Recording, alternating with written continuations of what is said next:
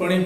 About the some particular then we have studied about the special privilege or special reward given by plant to the pollinator. Yucca, Amorphophallus, whatever schedule would reward and special reward. Sada reward special reward. Sada reward and Therium, honeybees, Therium, pollinator, അവയുടെ അടുത്ത തലമുറയോടൊന്നും മിക്കാൻ ഉള്ള സാവകാശത്തോടുകൂടി അവയൊക്കെ മുട്ടയിടാനും വിരിയാനും ഒക്കെ സൗകര്യം കൊടുക്കും അല്ലേ. ഇനി നമ്മൾ പഠിക്കാൻ പോകുന്നത് മറ്റൊരു കാര്യം ഔട്ട് ബ്രീഡിംഗ് ഡിവൈസ്. അതാണ് എന്താ നോക്കാം നമുക്കത്. ഔട്ട് ബ്രീഡിംഗ് ഡിവൈസ് എന്താണ് ഡിവൈസ് എന്ന് വെച്ച് കഴിഞ്ഞാൽ ഡിവൈസ് എന്ന് വെച്ച് കഴിഞ്ഞാൽ ഉപകരണം, യന്ത്രം എന്നൊക്കെയാണ്. ഔട്ട് ബ്രീഡിംഗ് എന്നൊക്കെ വെച്ചാൽ നോക്കാം. എന്താണ് ബ്രീഡിംഗ്? ബ്രീഡിംഗ് എന്ന് വെച്ച് കഴിഞ്ഞാൽ ഇണ ചേരുക എന്നാണ്. ഇണ ചേരൽ, അതാണ് ബ്രീഡിംഗ്. ബ്രീഡിംഗ് എന്ന് പറഞ്ഞത് ബ്രീഡിംഗ് മീൻസ് ഇണ ചേരൽ. അനിമലിൽ ഇത് നടക്കുന്നത് എന്താണ്? സെക്ഷൽ കോണ്ടാക്ട് ആണ് അല്ലേ. അനിമൽ നമ്മളെന്ന് വിളിക്കുന്നു സെക്ഷൽ കോണ്ടാക്ട്. അത് വേറെ വാക്കുണ്ട്, പോപ്പുലേഷൻ എന്ന് വിളിക്കും. പ്ലാന്റിൽ തന്നെ നടക്കുന്നത് ബൈ പോളിനേഷൻ അല്ലേ. ബ്രീഡിംഗ് പ്ലാന്റ് നടക്കുന്നത് എങ്ങനെയാണ്? പോളിനേഷൻ വഴിയാണ്. അനിമലിലോ ബൈ സെക്ഷൽ കോണ്ടാക്ട് അല്ലെങ്കിൽ കോപ്പുലേഷൻ എന്ന് വിളിക്കുക. പ്ലാന്റിനെ കുറിച്ച് പഠിച്ചുകൊണ്ടിരിക്കും അല്ലേ. അതിനകത്ത് ഈ ബ്രീഡിങ്ങിനെ തന്നെ നമുക്ക് രണ്ടായിട്ട് തന്നിരിക്കാം. ഒന്ന് ഇൻ ബ്രീഡിംഗ്, ഇൻ ബ്രീഡിംഗ്. മറ്റൊന്ന് ഔട്ട് ബ്രീഡിംഗ്. എന്താണ് in breeding? Inbreeding is a breeding between two closely related organisms. Inbreeding means it is a breeding between, or mating. ഒരു വാക്കുണ്ട് mating എന്ന് വിളിക്കാറുണ്ട്. mating. Sexual contact, cooperation, or mating. ഒരു വാക്കുണ്ട്. It's a mating between two closely contacted, അല്ലെങ്കിൽ closely related organisms. അതാണ് നമ്മൾ പറയുന്നത് inbreeding. So what is inbreeding? It is a mating between two closely related organisms. അതെന്താണ് അങ്ങനെ? ഞാനൊരു എക്സാമ്പിൾ പറയാം. നോക്കൂ, ഇപ്പൊ ഒരു വീട്ടില് ഒരു പശുവുണ്ട്. പശു ഇത് ഫീമെയിൽ ചിഹ്നം മനസ്സിലാവല്ലോ. ഒരു കാളയുണ്ട്. ഓക്കെ, ഒരു കർഷകന്റെ വീട്ടിൽ ഒരു പശുവുണ്ട്, ഒരു കാളയുണ്ട്. അദ്ദേഹം ഈ പശുവിനെയും കാളയും വീടിനകത്ത് ഒരു പശുക്കുട്ടി ഉണ്ട്. ഓക്കെ, അപ്പൊ കർഷകൻ എന്ത് ചെയ്യും? ഈ പശുക്കുട്ടിയെ വളർത്തുന്നു, വലുതാവുന്നു. ഒരു 2 വർഷം ആകുമ്പോഴത്തേക്കും ഈ പശു ആരായി? മെച്യൂരിറ്റി എത്തും അല്ലേ. അപ്പോൾ ഈ കർഷകൻ ഈ പശുവിനെ ഏത് കാളയുമായിട്ടാണ് നിലനിർത്തുന്നത്? ആരുമായിട്ടാണ്? ഈ കാളയുമായിട്ടാണ് കണ്ട ശരിയല്ലേ. ഈ കാളയുമായിട്ട് നിലനിർത്ത് അടുത്ത സന്താനങ്ങൾ ഉണ്ടാകും. ശരിയല്ലേ. ഇവിടെ ഒന്ന് ആലോചിച്ച് നോക്കൂ. ഈ പശുവിൻ കുട്ടിയെ നോക്കിയുള്ളത് ആരാണ്? സ്വന്തം പിതാവാണ് അല്ലേ. പക്ഷെ നമ്മളത് നോക്കാറൊന്നുമില്ല, കർഷകരൊന്നും ശ്രദ്ധിക്കാറൊന്നുമില്ല. അതൊന്നും ചെയ്യിക്കുക ചെയ്യുന്നത് പ്രകൃതി സ്വാഭാവിക നടക്കുന്ന പ്രക്രിയയാണ്. കാരണം മൊറാലിറ്റി, സോഷ്യൽ ബിഹേവിയർ അങ്ങനൊന്നും ഇത്തരം ഒന്നും ഇല്ലാത്തതാണ്. ഇതൊന്നും വലിയ ഇഷ്യൂസും അല്ല. ഇവിടെ എന്താ നടക്കുന്നത്? This is A mating between to close related organism ആണ്. ഇതാണ് എന്ത്? ഇൻബ്രീഡിംഗ്. മനസ്സിലായല്ലോ. This called inbreeding. ഇവിടെ നോക്കിയേ, ഇത് 2 കുട്ടികളുണ്ടായെന്ന് വെച്ചോളൂ. ഈ കാളയും ഈ പശു വലുതാകുമ്പോൾ, അല്ലെങ്കിൽ ഈ പശുവും ഈ കാളയും വലുതാകുമ്പോൾ ഇതിനെ നമ്മൾ മേറ്റ് ചെയ്യും. സോ ഇത് ബ്രദർ സിസ്റ്റർ റിലേഷൻ ആണ്. അപ്പൊ ഇങ്ങനെയൊക്കെ ഉള്ള ഈ മേറ്റിംഗ് വിളിക്കുന്നത് എന്താണ്? Inbreeding. So what is inbreeding? It is a mating between two closely related organisms. മനസ്സിലായില്ലേ? സമാനമായി പ്ലാന്റിൽ നടക്കുന്ന ഇൻബ്രീഡിംഗ് ഏതാണ്? Self pollination. ഒരു പൂവിന്റെ പോളൻ അതേ പൂവിൽ തന്നെ വീഴുകയാണ്. So very close. അല്ലെങ്കിൽ ഗീറ്റണോഗമി. എന്താണ്? Transfer of pollen from anther to the stigma of another flower of same plant. Both self pollination or autogamy and geitonogamy are examples of inbreeding. ഇതാണ് inbreeding. അപ്പോൾ എന്തൊരു outbreeding? Outbreeding is a mating between unrelated organisms. Unrelated. ഇവിടെ ഒരു പശു ഉണ്ടെങ്കിൽ അടുത്ത പഞ്ചായത്തിൽ കാളകെട്ടിനെ ഏർപ്പാണെങ്കിൽ എന്ത് വിളിക്കാം? It is outbreeding. Outbreedingന് പ്ലാന്റിൽ എക്സാമ്പിൾ ഏതാണ്? Cross pollination. ശരിയല്ലേ. So what is an example for outbreeding in plant? It is called cross pollination. പിന്നെ എത്ര പറഞ്ഞെന്തോ ഒന്നും പറയാം. Breeding is also called as mating or sexual contact or copulation in Copulation in animals, same that is called pollination in plant. Plant pollination. അത് തന്നെ breeding നമ്മൾ രണ്ടാമത്തെ തിരിക്കുക inbreeding എന്നും ഔട്ട് ബ്രീഡിംഗ് എന്നും. എന്താണ് inbreeding? It is a mating between two closely related organism as done usually in animals. And in plant a process that is equal to inbreeding is self pollination. അത് നമുക്ക് രണ്ടെണ്ണം എടുക്കാം. ഓട്ടോഗമിയും വരും, ഈറ്റണോഗമിയും വരും. What is out breeding? It is a mating between unrelated organism. അല്ലെ? Belong to same species ആയിരിക്കണം. അല്ലെ? ബിലോങ് ടു സെയിം സ്പീഷീസ് ആയിട്ടുള്ളതും അൺറിലേറ്റഡ് ആയിട്ടുള്ള ഓർഗാനിസം മേറ്റ് ചെയ്താൽ ഔട്ട് ബ്രീഡിംഗ്. അതിന് സമാനമായ പ്ലാൻ നോക്കുന്ന മെത്തേഡാണ് ക്രോസ് പോളിനേഷൻ. അല്ലേ? പ്രകൃതി എന്തിനാണ് എൻകറേജ് ചെയ്യേണ്ടത്? സെൽഫ് പോളിനേഷൻ ആണോ ക്രോസ് പോളിനേഷൻ ആണോ? സെൽഫ് പോളിനേഷൻ എൻകറേജ് ചെയ്ത ദോഷം എന്താണ്? പുതിയ പുതിയ ജീവികളൊന്നും കൂടിച്ചേരുന്നില്ല. അല്ലെ? അപ്പൊ ക്രോസ് പോളിനേഷൻ ആണ് പൊതുവെ പ്രകൃതി എന്ത് ചെയ്യേണ്ടത്? എൻകറേജ് ചെയ്യേണ്ടത്. അല്ലെ? അപ്പൊ ഒട്ടുമിക്ക ചെടികളും ബൈസെക്ഷൽ ആണെങ്കിൽ പോലും സ്വന്തം പോളെങ്കിലും അവിടെ വീഴാതെ മറ്റുള്ള പോളെങ്കിലും വന്ന് വീണുകൊണ്ട് ക്രോസ് പോളിനേഷൻ നടത്താനുള്ള ഒരു മെത്തേഡ് അഡോപ്റ്റ് ചെയ്യാറുണ്ട്. ഈ മെത്തേഡിനെ വിളിക്കുന്ന പേരാണ് ഔട്ട് ബ്രീഡിംഗ് ഡിവൈസ്. അപ്പൊ എന്തോ out breeding device? Any method adopted by a plant to prevent self pollination is called out breeding device. മനസ്സിലായല്ലോ? What is out breeding device? Any method adopted by plant to prevent self pollination or to prevent self pollination and encouraging cross pollination is called outbreeding device. What is its use?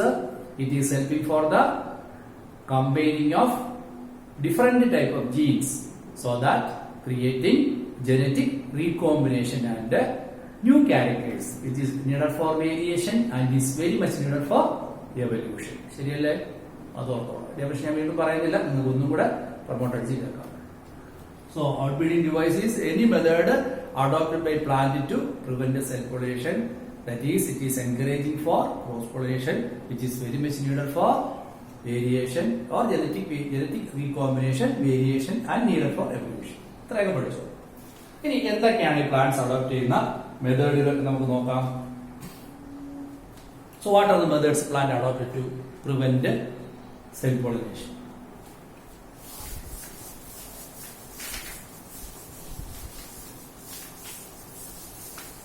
ഒരു plant bisection ആണെന്ന് വെച്ചോ, bisection ആണ് അഥവാ monoecious ആണെന്ന് വെച്ചോളൂ. അതിൽ ആൻഡീഷ്യവും ഗനീഷ്യവും ഒരു പൂവിൽ തന്നെ ഉണ്ടാകുന്ന അവസ്ഥ ഉണ്ടല്ലോ. ആ കണ്ടീഷനിൽ പോലും ചെടികൾ അതിന്റെ തന്നെ പോളങ്ങളിൽ വീഴാതിരിക്കാൻ ചില മെത്തേഡ് അഡോപ്റ്റ് ചെയ്യും. അല്ലെ? അതിനെ കുറിച്ച് നമ്മൾ പഠിക്കും. ഒന്ന്,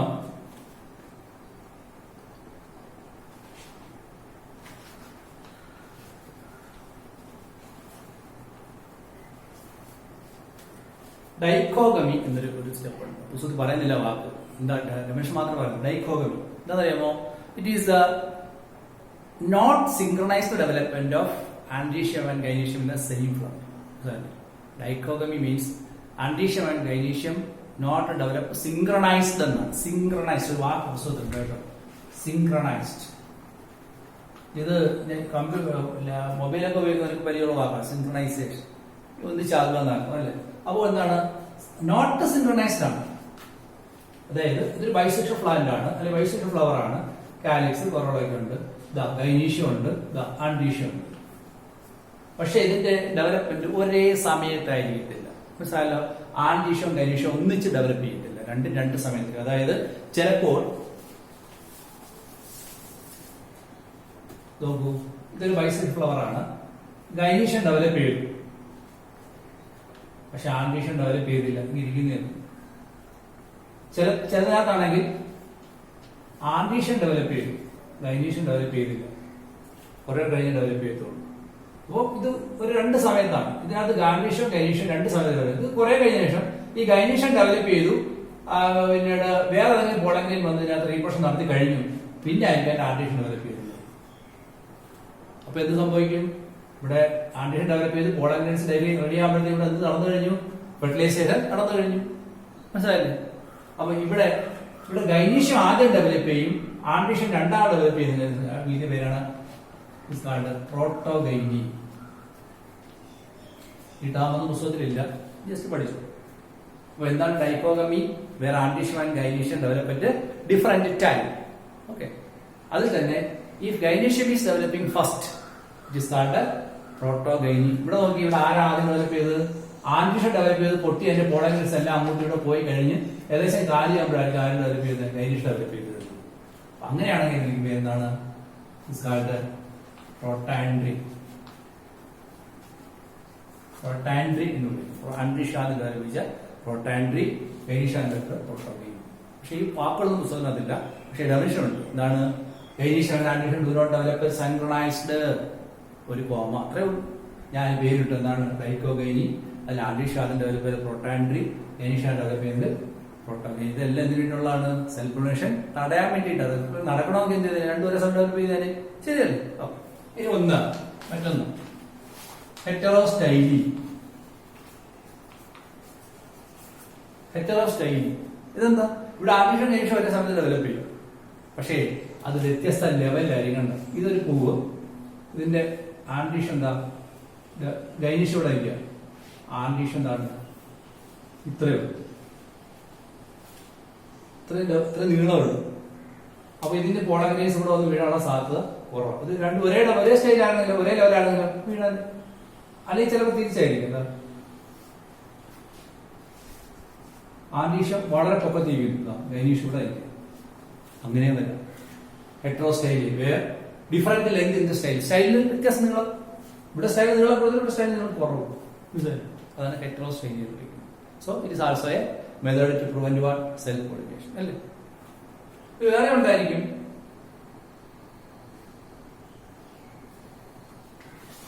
ഇനി വേറെ ഉണ്ട് ഹെർക്കോഗമി എന്ന് പറഞ്ഞുണ്ട്.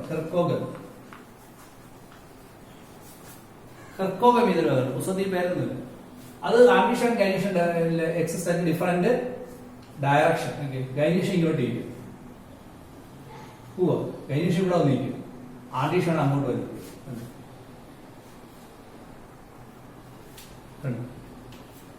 ആൻഡ്രീഷൻ ഗൈനീഷായിട്ട് ഡിഫറെന്റ് ഡയറക്ഷൻ. ഗൈനീഷത്തിന്റെ സ്റ്റൈൽ ഇവിടെ വന്നിരിക്കുമോ, ആൻഡ്രീഷൻ അവിടെ പോയി. അപ്പൊ കാറ്റടിക്കുമ്പോൾ വളരെ അങ്ങോട്ട് പോകും. അങ്ങനെയൊക്കെ ഉണ്ട്. സോ മനസ്സിലാക്കി. ഞാൻ പറഞ്ഞു ഈ വാക്കുകളൊന്നും പുസ്തകത്തിലില്ല, പക്ഷേ ഈ ഡെഫിനിഷൻസ് എല്ലാം ഉണ്ട്. അപ്പൊ നിങ്ങൾക്ക് ഇതൊക്കെ എഴുതി വെച്ചാൽ അതിന്റെ വാക്കുകളൊന്നും നിങ്ങൾ പഠിക്കാൻ പോകണം. എൻട്രൻസ് പഠിച്ചാൽ നിങ്ങൾക്ക് എഴുതി പറഞ്ഞാൽ എന്താണ്? There are different methods. Sometimes Andishan and Ganeshan may not be synchronized in development. Andishan may develop first or Andishan may develop first. പേരുകൾ പഠിച്ചോളൂ. Andishan develop first is called protandry. Ganeshan develop first is called protogeny. This is a method to prevent self pollination. May be heterostyly, flower with different length in the style, where stigma will be at different level. And ഇവിടെ stigma ഇവിടെ വളരെ താഴെയാണ്, ഇവിടെ Andishan മുകളിലാണ്. Another is called hercogamy, where Andishan and Ganeshan at different direction. ഒന്ന് തെക്കോട്ടാണെങ്കിൽ വടക്കോട്ട്. അടുത്തടുത്തിരുന്നാലെല്ലാം സ്വന്തം പുറകെ വീഴാൻ സാധ്യത കൂടെ കുറയ്ക്കാൻ. വീഴത്തില്ലെന്ന് പറയാൻ ഒക്കത്തില്ലേ, കാറ്റടിച്ച് വീണെന്നൊക്കെ ഇരിക്കാം. But the chances decrease. എങ്ങനെ? സപ്പോസ് ഒരു പൂവിനകത്ത് ഗൈനീഷൻ ഇവിടെ, ആൻഡ്രീഷൻ ഇങ്ങനെ കണ്ട വീഴാനുള്ള സാധ്യത എത്ര കൂടുതലാണ്? അത് തടയാൻ വേണ്ടിയിട്ടാണ് എന്ത് ഇങ്ങോട്ട് വയ്ക്കുന്നത്. സിമ്പിൾ. അപ്പൊ എത്ര വിധം പഠിച്ചു? ഡൈക്കോഗമി, ഹെട്രോസ്റ്റൈലി, ഹെർക്കോഗമി. ഇനിയുണ്ട്, ഇത് വായിക്കാണ്. നിങ്ങൾക്ക് എഴുതി എടുക്കുന്നുണ്ടാവും. ഇതൊക്കെ നിങ്ങൾക്ക് എഴുതാൻ ജസ്റ്റ് പോസ് ചെയ്യാം, എന്നിട്ട് എഴുതി. അടുത്തത് വേറെ ഒരെണ്ണം വളരെ സിമ്പിൾ ആയിട്ട്. എന്താണ്? Self incompatibility. നാലാമത്. അഞ്ചെണ്ണം അതൊന്നും പറയാം. സെൽഫ് ഇൻകോമ്പാറ്റിബിലിറ്റി ശരിക്കും ഇതാണ് ഇമ്പോർട്ടന്റ് കേട്ടോ. ഇതാണ് എന്താണ് ഇൻകോമ്പാറ്റിബിലിറ്റി എന്ന് പറയാം. നിങ്ങൾ ഈ വാക്കിനെന്താ കോമ്പാറ്റിബിൾ എന്ന് വെച്ചാൽ കോമ്പാറ്റിബിൾ. നിങ്ങളൊരു ടെലിവിഷൻ വാങ്ങുവാണെങ്കിൽ അതിനോടൊപ്പം ഒരു ഹാൻഡ് ബുക്ക് നിന്ന് തരും അല്ലേ, ഓണേഴ്സ് മാനുവൽ. നിങ്ങൾ അത് തുറന്നു നോക്കുകയാണെങ്കിൽ അതിനകത്ത് എഴുതിയിരിക്കും this television set is compatible for using DVD player, MP3 player, പണ്ടൊക്കെ VCR ഉണ്ടായിരുന്നു, പിന്നെ CD player, can be used as a computer monitor, it is used for playing games, can be used as a monitor for camera. ക്യാമറയുടെ monitor ആയിട്ട് വേണമെങ്കിൽ ഉപയോഗിക്കും. അപ്പൊ ഇത്രയും കാര്യങ്ങൾ ഉപയോഗിക്കാം. അപ്പൊ അത്രയും കാര്യങ്ങൾക്ക് കോമ്പാറ്റിബിൾ എന്ന് വെച്ചാൽ അർത്ഥം യോജിച്ചത് എന്നാണ്. യോജിച്ച് ഇതെല്ലാം ചെയ്യാൻ വേണ്ടി യോജിച്ചതാണ്. എന്ത് ഈ വാക്കിനർത്ഥം? നിങ്ങളുടെ TV സെറ്റ് ഇതെല്ലാം യോജിച്ചതാണ്. പക്ഷെ ഇൻകോമ്പാറ്റിബിൾ എന്നർത്ഥം ഇതർത്ഥം എന്ത്? യോജിക്കാത്തത്, അനുയോജ്യമല്ല എന്നർത്ഥം. സെൽഫ് ഇൻകോമ്പാറ്റിബിൾ എന്ന് വെച്ചാൽ അർത്ഥം എന്തുവാ? അതാണ് ഞാൻ പറയുന്നത്. സെൽഫ് ഇൻകോമ്പാറ്റിബിൾ എന്ന് പറഞ്ഞാല് സ്വന്തമായിട്ട് അനുയോജ്യമല്ലാത്തത് എന്നാണ് വാക്കിന് അർത്ഥം അല്ലേ. അതൊന്നുമില്ല, സിമ്പിൾ ഇതാണ്. ഇതൊരു പൂവിന്റെ സ്റ്റിഗ്മ, അതിന്റെ ഗൈനീഷ്യം. ഇതിനകത്ത്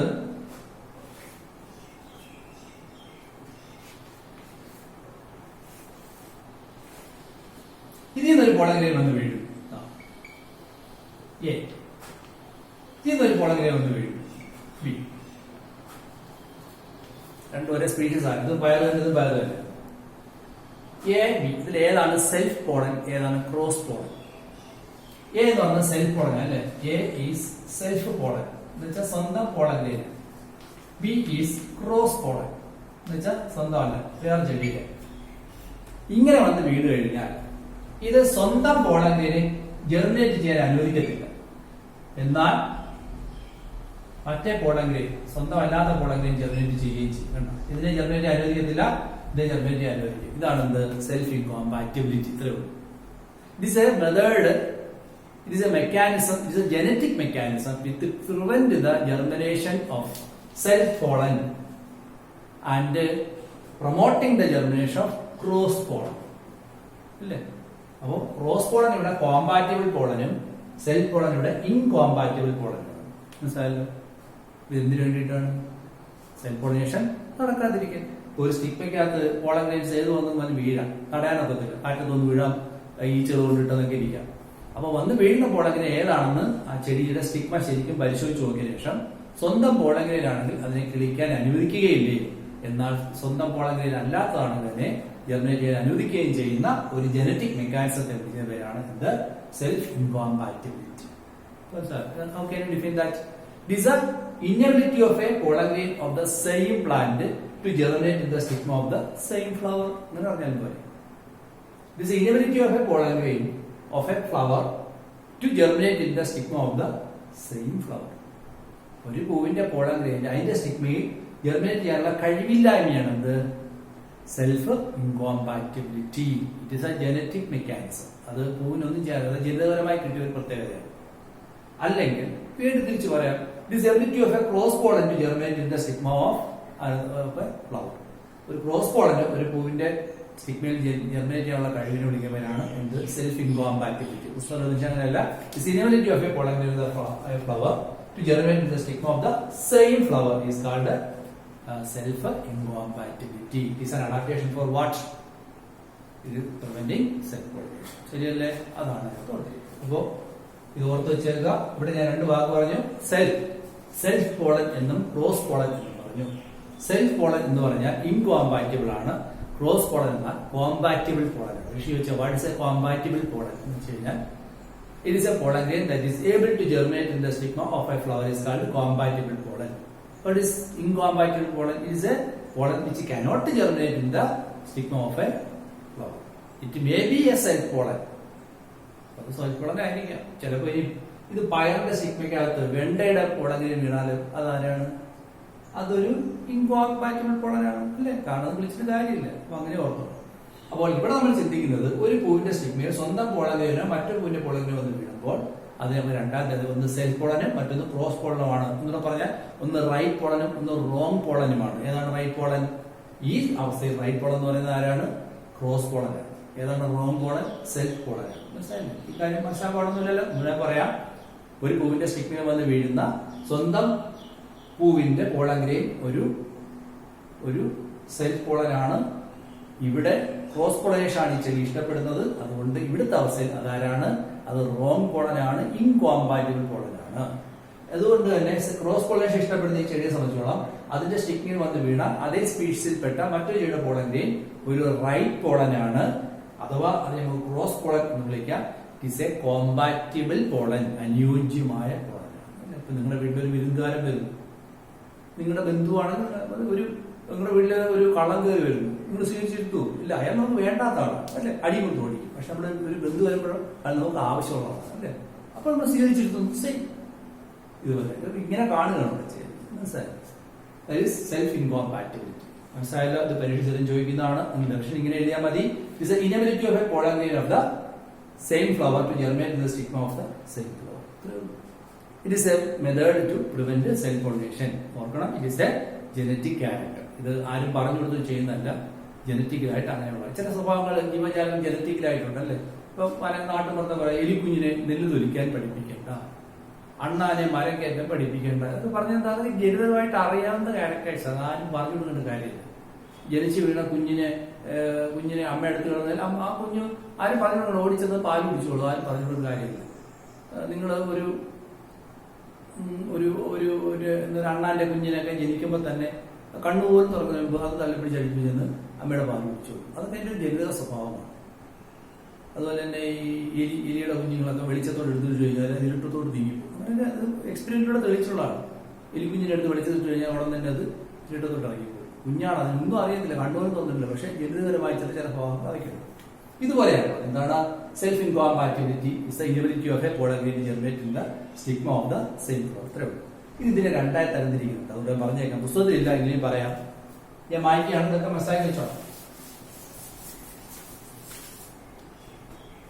ഞാൻ സ്റ്റിഗ്മ മാത്രം അത് വരയ്ക്കുന്നുണ്ടോ. എ ബി ഇത് സ്വന്തം പോളർ ഗ്രെയിൻ ആണ്, ക്രോസ് പോളർ ഗ്രെയിൻ. ഇതിനെ ഒന്ന് ഗ്യാമറ്റോഫൈറ്റിക് ഇൻകോമ്പാറ്റിബിലിറ്റി. ഇത് എൻഎസ്എല്ലിൽ പഠിച്ചാൽ മതി. ഗ്യാമറ്റോഫൈറ്റിക് ഇൻകോമ്പാറ്റിബിലിറ്റി, അതായത് ഈ വന്ന് വീഴുന്ന പോളർ ഗ്രെയിൻ രണ്ട് ഗ്യാമറ്റോഫൈറ്റ് ആണ്. എന്നാണെന്ന് പഠിച്ചിട്ടുണ്ടല്ലോ. അതിൽ ഈ പോളർ ഗ്രെയിൻ തന്നെ കിളിക്കാൻ ഈ എബിലിറ്റി നഷ്ടപ്പെട്ടു. ചിലപ്പോൾ പോളർ ഗ്രെയിൻ തന്നെ കിളിക്കത്തില്ല, അത് മനസ്സിലാക്കേണ്ടത് എനിക്ക് പറ്റിയ സ്ഥലമല്ല, അതുകൊണ്ട് ഇത് ജർമിനേറ്റ് ചെയ്യുന്നില്ല എന്നൊന്ന് വിചാരിക്കുകയാണ്. ഈ pallor grain cannot germinate. Okay, ഇനി എന്താ പറയുക, ചിലപ്പോൾ ഈ പോളർ ഗ്രെയിൻ കിളിക്കും, ഇതും ജർമിനേറ്റ് ചെയ്യും. സ്റ്റിഗ്മ എന്ത് ചെയ്യുന്നറിയാമോ, ഇനി ജനിച്ചു വരുന്ന ഈ പോളർ ഗ്രെയിൻ ഫുഡ് കൊടുത്ത് വളർത്തേണ്ടത് സ്റ്റിഗ്മയുടെ ജോലി. സ്റ്റിഗ്മ ഇയാൾക്ക് മാത്രം ഫുഡ് കൊടുക്കും, ഇയാൾ കൊടുക്കത്തില്ല. അപ്പൊ ആരെയും ജനറേറ്റ് ചെയ്തോളൂ, കൂടുതലായിട്ട് ഇയാളെ വളരത്തുള്ളൂ. ഇങ്ങനെ വളർന്നിറങ്ങിയാൽ താഴോട്ട് പോയാൽ എന്ത് നടത്താനൊക്കത്തുള്ളൂ, താഴെ ചെന്നിട്ട് അതിന്റെ ഓവർ എംബ്രിയോ സാഗിനകത്ത് കയറി എന്തുമായിട്ട് ഫ്യൂസ് ചെയ്യാനൊക്കത്തുള്ളൂ. അപ്പൊ ഇയാളുടെ ഫുഡ് കൊടുക്കത്തില്ല. നീ വളരണ്ട, ഇയാൾ കിടന്നു കാണും, നീ എനിക്ക് പറ്റിയതല്ല, നീ ഇൻകോമ്പാറ്റബിൾ അല്ല, നീ ഇൻകോമ്പാറ്റബിൾ ആണ്, കോമ്പാറ്റബിൾ അല്ല. ഇയാളാണ് എനിക്ക് വേണ്ടത് അല്ലേ, ക്രോസ് പോളിലാണ്, ഇയാളാണ് വേണ്ടത്. സോ ഇയാൾക്ക് ആവശ്യമുള്ളൂ. ഇത് ആരുടെ കഴിവാണ്, സ്റ്റിഗ്മ ചെയ്യുന്നതാണ് അല്ലെ. സ്റ്റിഗ്മ ചെയ്യുമ്പോൾ സ്റ്റിഗ്മ എന്ന് പറയാൻ 2n ഇഷ്യൂ ആണ്. അപ്പൊ നമുക്ക് വിളിക്കാൻ ഇതാണ് സ്പോറോഫൈറ്റിക് ഇൻകോമ്പാറ്റിബിലിറ്റി. ഇത് സ്പോറോഫൈറ്റ് ആണ് ഇത് ചെയ്യുന്നത്. ഇത് ഗ്യാമറ്റോഫൈറ്റിന്റെ കഴിവുകൾ, ഇത് സ്പോറോഫൈറ്റിന്റെ പ്രത്യേകത. മനസ്സിലായി? ഇത് പഠിച്ചു വെച്ചാൽ അത് എന്താ ചോദിക്കത്തുള്ളൂ, ബോണസ് ചോദിക്കത്തില്ല. അപ്പോൾ fifth method of ഔട്ട്ബ്രീഡിംഗ് device fourth method of ഔട്ട്ബ്രീഡിംഗ് device അതാണ് സെൽഫ് ഇൻകോമ്പാറ്റിബിലിറ്റി. മനസ്സിലായല്ലോ? ഇത് വളരെ ഇമ്പോർട്ടന്റ് ആണ്, പരീക്ഷയ്ക്ക് ചോദിക്കും, പഠിച്ചോണം, വേണമെങ്കിൽ വീണ്ടും പറയാൻ പറഞ്ഞാൽ. ഇനി ഫിഫ്ത്ത് മെത്തേഡ്